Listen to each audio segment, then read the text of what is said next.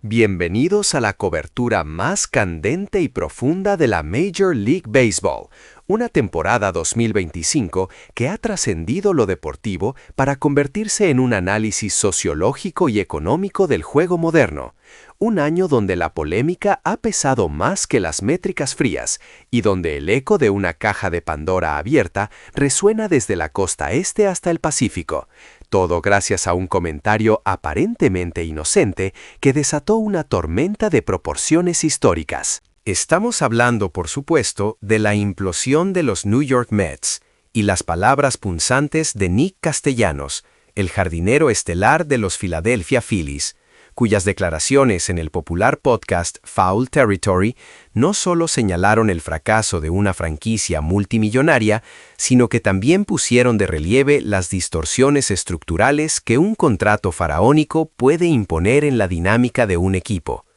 La pregunta era simple: ¿qué equipo te sorprendió más esta temporada? La respuesta de Castellanos, concisa y brutalmente honesta, fue los Mets.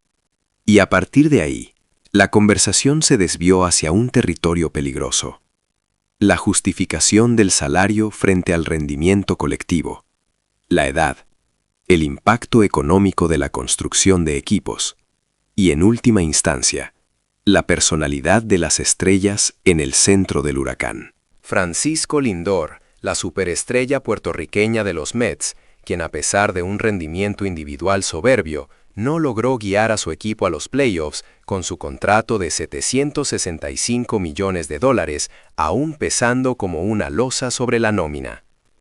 El fracaso de los Mets no fue una simple decepción, fue una catástrofe que hizo añicos las expectativas de una ciudad y que, inevitablemente, llevó a comparaciones odiosas e injustas que inundaron las redes sociales y los foros de debate.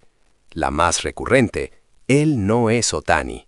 Mientras la mediocridad se apoderaba de Queens, en la costa oeste, Shohei Ohtani de los Dodgers continuaba su marcha inexorable hacia el MVP de la Liga Nacional, liderando la tabla oficial de promedio de bateo de la MLB y demostrando una dualidad inigualable, destacando tanto en la lomita en el primer juego de la serie como liderando la liga con el bate.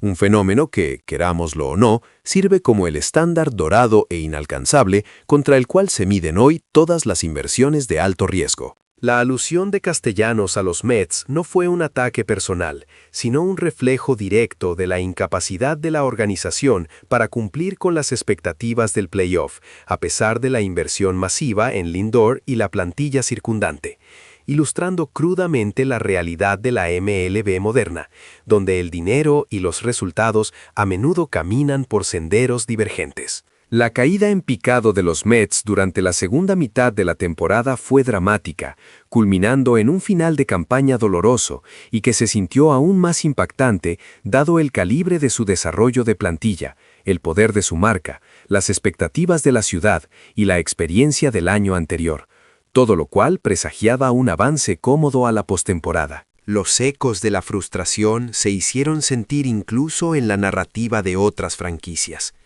Mientras los fanáticos de Boston seguían lamentando una de las peores temporadas en la historia de los Red Sox, la atención nacional se centró en cómo la crisis de Lindor y los Mets se había convertido en el barómetro de la mala gestión de capital. Las críticas se tornaron personales en línea, con comentarios que iban desde «¿Lindor sabe siquiera lanzar?» hasta el implacable «Él no tiene el impacto de Ohtani en ambos lados del juego», generando una profunda división en la opinión pública. A pesar de que el propio Castellanos enfrentó su cuota de críticas por la falta de tacto en sus declaraciones, sus palabras obligaron a la liga, a los equipos y a los aficionados a encarar preguntas fundamentales. ¿Cuál es el peso real de la antigüedad y los logros en la MLB contemporánea? ¿Qué significa verdaderamente el atractivo de una estrella? ¿Y dónde reside la sinceridad en la construcción de un equipo competitivo? Esta disputa no es una mera trivialidad. Los contratos estratosféricos tienen un impacto palpable y estructural en la química y la flexibilidad de un equipo. Aunque las palabras de Castellanos pudieran haber sido imprudentes, en esencia eran dolorosamente precisas. Los malos hábitos de los Mets hacia el final de la temporada, a los que aludieron algunos analistas, no solo se referían a los resultados, sino a las dudas sobre el proceso. La vacilación en sumar talento antes de la fecha límite de traspasos, una ofensiva que se tornó anémica en momentos cruciales, y lo más simbólico, un ambiente sombrío y apático en el dugout. Los aficionados describieron el estado de aturdimiento de los jugadores de reserva después de quedarse atrás en el último partido, una imagen de resignación que se grabó en la memoria colectiva mucho más que cualquier estadística. El modo en que un equipo se comporta en los momentos de alta presión dice mucho más sobre su carácter que su récord de victorias y derrotas. La adquisición de una megaestrella puede paradójicamente crear deformidades estructurales, planteando interrogantes sobre quién debe liderar realmente el vestuario y asumir roles de liderazgo decisivo. El manager Stearns, ahora centrado en la reconstrucción del núcleo inicial, enfrentará en el mercado de fichajes de esta temporada la prueba de fuego sobre si el equipo puede lograr los necesarios ajustes tácticos. La prioridad de la franquicia ya no son los oponentes, sino la atmósfera de desilusión que impregna la organización, un sentimiento que solo puede ser erradicado con victorias contundentes. Mirando las estadísticas individuales de Francisco Lindor, es injusto dirigir las críticas únicamente hacia él. Lideró la liga en métricas ajustadas de bateo. Tuvo un OPS oficial de .921, se ubicó entre los 3 primeros de la liga en jonrones y demostró un desempeño excelso en cada faceta del juego, desde su capacidad para batear con poder hasta su defensa superior. A menudo se le encomendó la tarea de batear desde la primera hasta la 9ª posición, mostrando una adaptabilidad envidiable a las necesidades del equipo. Sin embargo, su rendimiento individual fue eclipsado por el peso de su salario, la permisividad del equipo y la dolorosa ausencia de apariciones en postemporada. Esta superposición de aspectos define la evaluación en la MLB moderna. Por un lado, el salario basado puramente en el desempeño individual, y por otro, la influencia externa que el jugador aporta en términos de mercadotecnia, patrocinio y, lo más importante, el intangible éxito colectivo. El debate está servido, y la temporada 2025 será recordada no solo por los récords rotos, sino por las heridas abiertas que expusieron la cruda realidad económica y emocional del béisbol de élite. Pero el debate, que ya burbujeaba bajo la superficie del rendimiento estadístico, necesitaba un catalizador, una voz que se atreviera a decir en voz alta lo que muchos pensaban en privado.